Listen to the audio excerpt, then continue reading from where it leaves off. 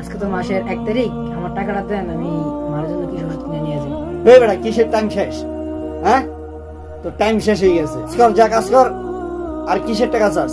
এখনো তো মাস শেষ হয় না, তুই কিসের টাকা চাস? হ্যাঁ, দোকানে বেচা কিনা নাই, কিসের টাকা চাস? যা কাজ কর। বস আমার সারান, আমি যাইতেই বল।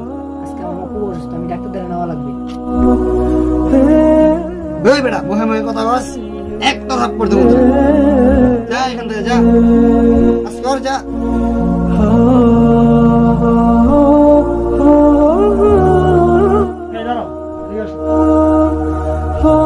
ভাই আপনি কি কাজ করলেন ওর সাথে?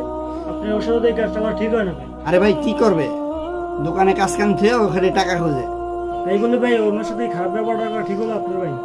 আপনি কি জানেন না ভাই, রাসূল সাল্লাল্লাহু আলাইহি ওয়াসাল্লাম বলেছেন কোন মুসলিমের উপর জুলুম করতে না, কেননা মুসলিমের অভিশাপ এবং বদদুয়া আল্লাহ তাআলার কাছে সরাসরি কবুল হয়ে যায়।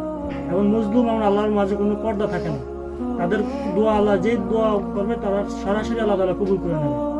এই জন্য ভাই আপনি যে কাজটা করলেন ওর সাথে এগুলো ঠিক হয় না।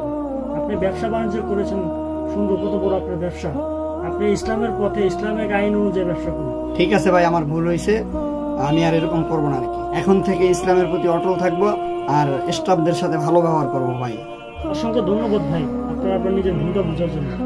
টাকাটা নাও, তোমার মায়ের জন্য ঔষধ কিনে নিয়ে যাও। যাও তাই। তো বন্ধুরা, কখনো দোকানে স্টাফের সাথে খারাপ ব্যবহার